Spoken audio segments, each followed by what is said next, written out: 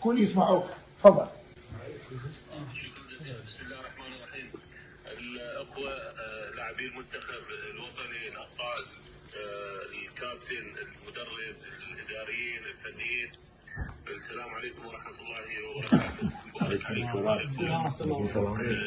تروسنا يعني دائما انتم ترسمون البسمه والفرحه بين ابناء شعبكم في هذه الظروف اللي الناس كلها سمرت امام التلفزيون.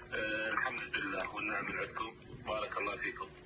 انا عندي ثقه كبيره انه هذا المنتخب بهذه الروحيه بهذا اللعب فعلا اكو منتخب واعد راح يعيد العراق الى مكانه الطبيعي.